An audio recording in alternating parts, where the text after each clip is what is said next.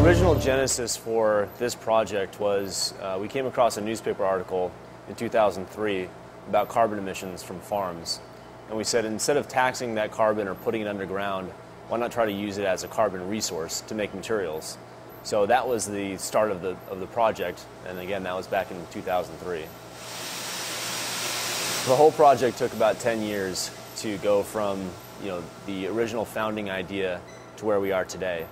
It was a long series of inventions from where we started to where we are now, and it really keyed in on one specific breakthrough.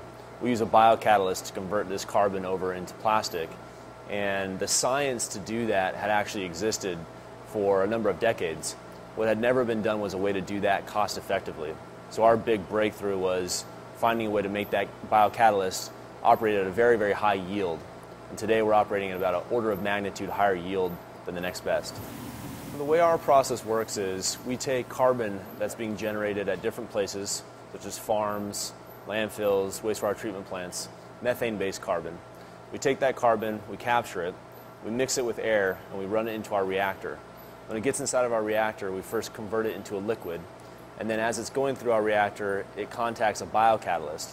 And what this biocatalyst does is it essentially pulls carbon out of this passing airstream and then rearranges it into a long chain of polymers, which is a plastic. And then we pull that plastic out, melt it down, and turn it into pellets.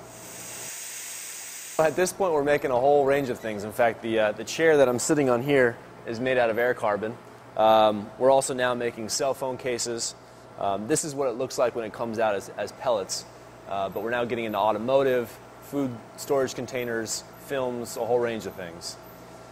And the idea is these products are actually able to match on the performance of oil-based plastics, but in fact outcompete on price. And so what we have is a market-driven carbon capture process, which is really exciting for us.